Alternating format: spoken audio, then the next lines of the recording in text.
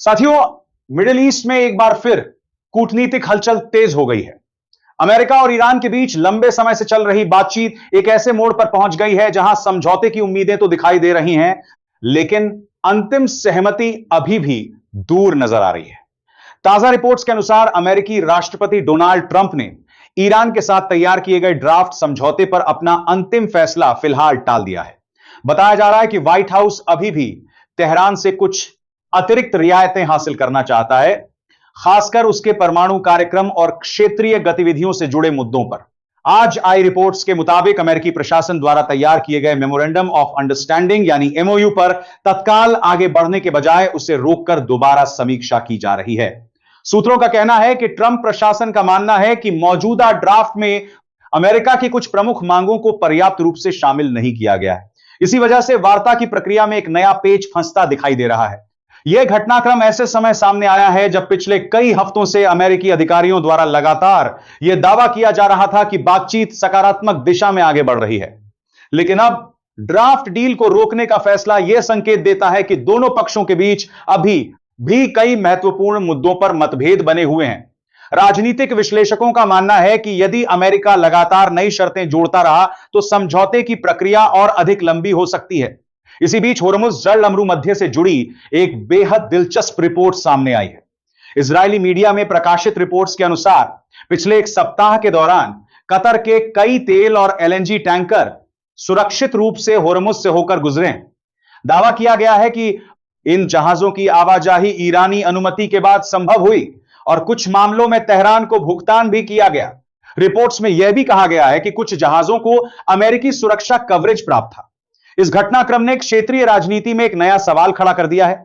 एक ओर America Iran पर दबाव बढ़ाने और उससे अधिक रियायतें हासिल करने की कोशिश कर रहा है, वहीं दूसरी ओर जमीनी स्तर पर ऐसे व्यावहारिक इंतजाम दिखाई दे रहे हैं जिनमें दोनों पक्षों की अप्रत्यक्ष भागीदारी नजर आती है। होर्मुज जलअमरू मध्य दुनिया के सबसे महत्वपूर्ण समुद्री व्यापारिक मार्गों में से एक माना जाता है। वैश्विक तेल आपूर्ति का बड़ा हिस्सा इसी रास्ते से गुजरता है। ऐसे में यहां होने वाली किसी भी गतिविधि पर पूरी दुनिया की नजर रहती है। यदि ईरान वास्तव में इस मार्ग पर अपनी शर्तों के अनुसार संचालन को प्रभावित करने की स्थिति में है, तो यह क्षेत्रीय शक्ति संतुलन के लिहाज से एक महत्वपूर्ण संकेत माना जाएगा। उधर तेहरान ने भी अपने रुख को लेकर कोई नरमी नहीं दिखाई है।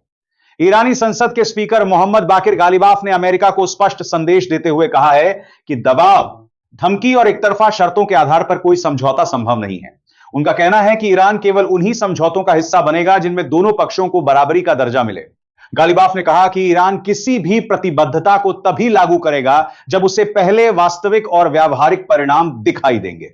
उनके अनुसार केवल कागजी आश्वासन या राजनीतिक बयानबाजी अब पर्याप्त नहीं होगी।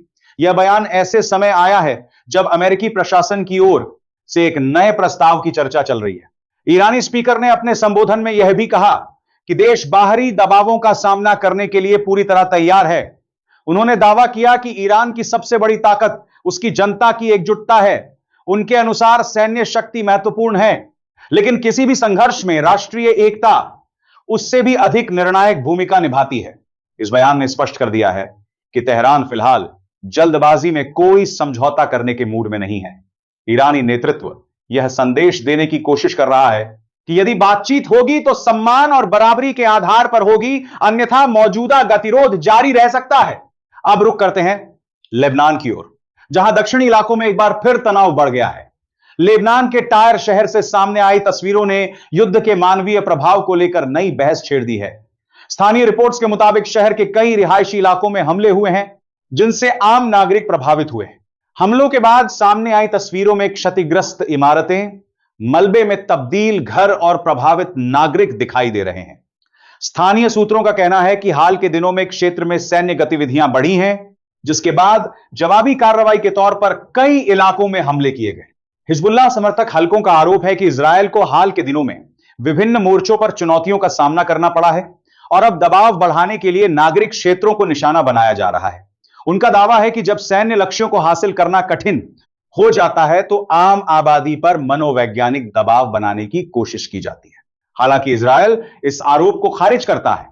इजरायली सेना का कहना है कि उसकी कार्रवाई केवल हिजबुल्लाह से जुड़े सैन्य ढांचे और रणनीतिक ठिकानों के खिलाफ होती है, लेकिन जमीन से सामने आने वाली तस्वीरें और नागरिक क्षति के आंकड़े इस बहस को लगातार हवा दे रहे हैं कि संघर्ष की वास्तविक कीमत आखिर कौन चुका रहा है। टायर शहर से जुड़ी एक और गंभीर खबर सामने आई है। रिपोर्ट्स के अनुसार हिराम अस्पताल के निकट हुए एक हमले में अस्पताल के 13 कर्मचारी घायल हो गए।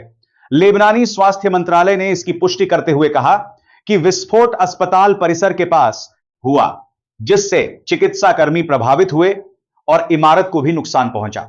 हिराम अस्पताल दक्षिणी लेबनान के प्रमुख चिकित्सा केंद्रों में गिना जाता है। यहां प्रतिदिन बड़ी संख्या में मरीजों का इलाज किया जाता है। ऐसे में अस्पताल के आसपास होने वाली किसी भी सैन्य गतिविधि को लेकर गंभीर चिंताएं पैदा हो जाती हैं। विशेषज्ञों का कहना है कि युद्धग्रस्त क्षेत्रों में अस्पताल केवल इलाज का केंद्र नहीं होते, बल्कि नागरिकों के लिए जीवन रेखा का काम करते हैं। यदि स्वास्थ्य ढांचा प्रभावित होता है तो उसका असर केवल घायल लोगों पर नहीं, बल्कि पूरे क्षेत्र की आबादी पर पड़ता है।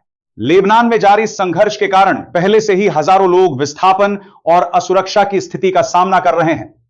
ऐसे में अस्पतालों और अन्य नागरिक सुविधाओं पर पड़ने वाला असर मानवीय संकट को और गहरा कर सकता है। अब बात करते हैं यूरोप से आई उस खबर की, जिसने अंतरराष्ट्रीय समुदाय का ध्यान अपनी ओर खींच लिया है। रूस ने दावा किया है कि यूरोप के सबसे बड़े न्यूक्लियर पावर प्लांट जापोरिजिया पर ड्रोन हमला किया गया है। रूस की सरकारी परमाणु ऊर्जा कंपनी रोसाटॉम के प्रमुख अलेक्सी लिखाचेव ने कहा कि हमले में प्लांट की एक यूनिट के मशीन हॉल को नुकसान पहुंचा है। उनके अनुसार ड्रोन ने संरचना को सीधे निशाना बनाया, जिससे मशीन हॉल में क्षति हुई। रूसी पक्ष का कहना है कि इस्तेमाल किया गया ड्रोन किसी स्वचालित प्रणाली का हिस्सा नहीं था, बल्कि उसे प्रत्यक्ष रूप से संचालित किया जा रहा था। इसलिए इसे दुर्घटना या तकनीकी गलती नहीं माना जा सकता। मॉस्को का आरोप है कि यह एक सुनियोजित हमला था। Zaporizhzhia nuclear power plant Europe का सबसे बड़ा परमाणु ऊर्जा केंद्र माना जाता है। रूस और यूक्रेन के बीच युद्ध शुरू होने के बाद से यह क्षेत्र कई बार अंतरराष्ट्रीय चिंता का केंद्र बन चुका है। अंतरराष्ट्रीय परमाणु ऊर्जा एजेंसी भी समय समय पर इस क्षेत्र की स्थिति को लेकर चेतावनी देती रही है। विशेषज्ञों का कहना है कि किसी भी परमाणु संयंत्र के आसपास सैन्य गतिविधियां अपने आप में जोखिम पैदा करती हैं। यदि महत्वपूर्ण संरचनाओं को नुकसान पहुंचता है तो उसके प्रभाव केवल स्थानीय स्तर तक सीमित नहीं रहते, बल्कि व्यापक क्षेत्र को प्रभावित कर सकते हैं। हालांकि यूक्रेन की ओर से अभी तक इस दावे पर विस्तृत प्रतिक्रिया सामने नहीं आई है, इसलिए स्वतंत्र रूप से इन आरोपों की पुष्टि होना बाकी है। लेकिन रूस के इस दावे ने एक बार फिर परमाणु सुरक्षा को लेकर चिंताओं को बढ़ा दिया है।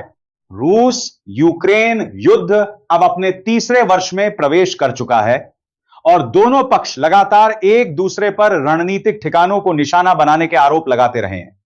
लेकिन यदि संघर्ष का दायरा परमाणु प्रतिष्ठानों तक पहुंचता है तो इसके परिणाम कहीं अधिक गंभीर हो सकते हैं।